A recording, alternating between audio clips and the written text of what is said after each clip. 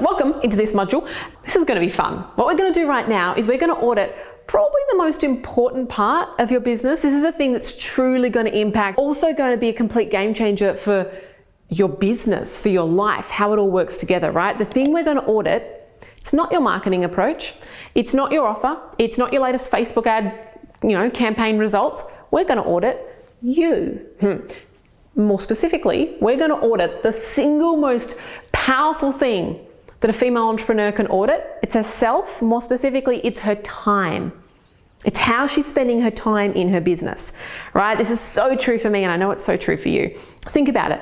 Like, the most important, the most valuable asset you can give your business is your time, the founder's time.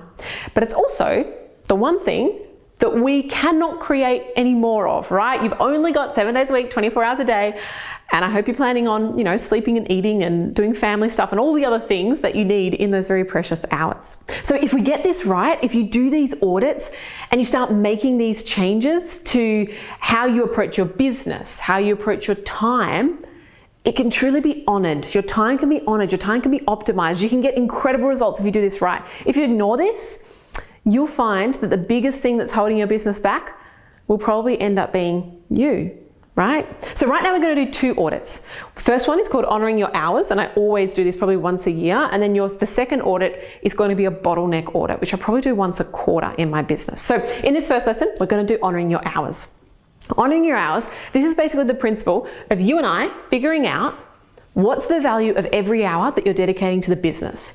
This is going to change how you spend your time, right? And it's going to be different for everyone. This end result is going to be depending on how much time you plan to dedicate to your business, what your financial goal is in your business. If you don't do this properly, there's a chance you'll get trapped in entrepreneurial Groundhog Day. Essentially, entrepreneurial Groundhog Day is when you probably know these days already. You wake up in the morning, before you even open your eyes, you're laying in bed and your to-do list is already formulating of all the things that you've got to do today, all the things you forgot to do yesterday that now you feel guilty for. And it's running around on your mental to-do list. And then you get straight out of bed and sometimes go straight to the computer, or worse, you roll over and pick up your phone and start checking the inbox.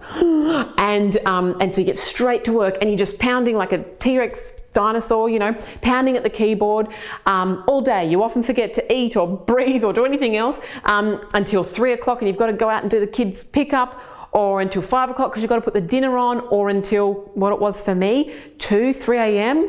because it's just too late and you need to go to bed. You wake up the next morning and you do it all again. Right? You're stuck in this entrepreneurial Groundhog Day, and if you don't do this activity, there's a chance that you won't be honoring your time. You won't be doing the things that truly matter and that grow your business, get you free, help you escape entrepreneurial Groundhog Day. So we're going to honor your hours like every successful female entrepreneur does. And what I want to do, it's kind of like the old saying, you dress for the job you want.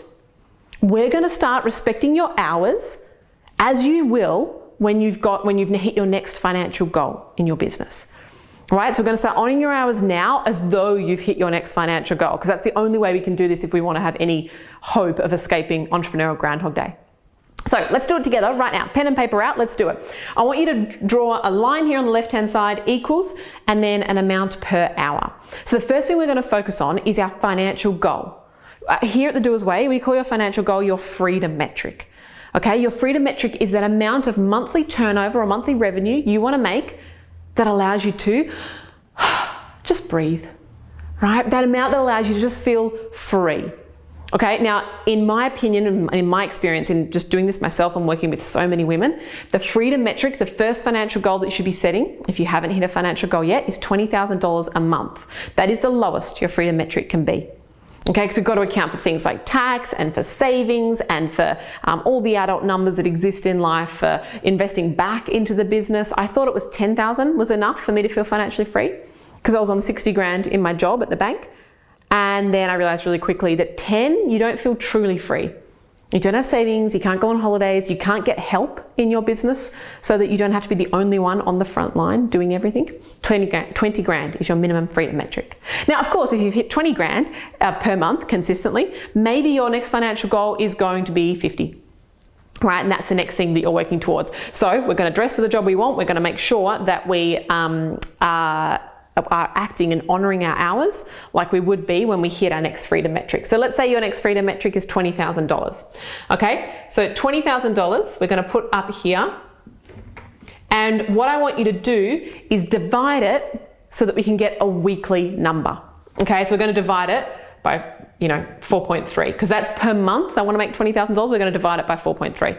So essentially, this number here is $4,650. That's how much our business will be generating when we hit that financial goal each week. Next, I want you to ask yourself, how many hours a week do you plan to work? Do you plan to work 5 days a week? So maybe down here you're putting 40 hours. Or do you plan on working 3 days a week? Maybe down here you're putting 24 hours. How many hours a week are you planning to work when you're hitting that financial goal? And then the last thing that you want to do is divide, right? So divide your weekly freedom metric by, which is this number up here, by the hours that you want to work each week. So in this example, it's going to be 4,650 divided by 24 hours. That works out to be, I think it's like 192. So we're just going to put $190. Your hourly rate in this example is $190 per hour. So when you're hitting $20,000 a month, your time will be worth about $190 an hour in terms of what revenue you're generating for each hour you're spending in the business. So now, the things that you have to do in the business, the things that will be worth spending your time on, are things that are generating you $190 an hour. Is that true of your current day-to-day? Do you maybe spend 10 hours a week trying to set up some sort of tech in your business? It's essentially like costing you 10 hours a week at $190, $1,900 worth of your time. Or maybe you're spending 2 hours a day in your inbox, 10 hours a week in your inbox. That's costing you almost $2,000 a week. Is that a wise use of that money? Right? We've got to make sure that we're generating, that we're focusing on activities that are generating $190 worth of revenue per hour in your business.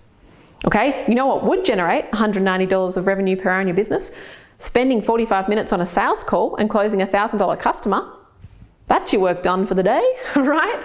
So in terms of generating the income, you'll start to see that when you realize that your time is not worth $30 an hour or $50 an hour or $100 an hour, it's worth almost $200 an hour just at that financial goal, right? Now you're going to start to pick and choose just a little bit more what you focus your time on. And you start to see that you're focusing your time more on things that are going to generate revenue rather than just cost time.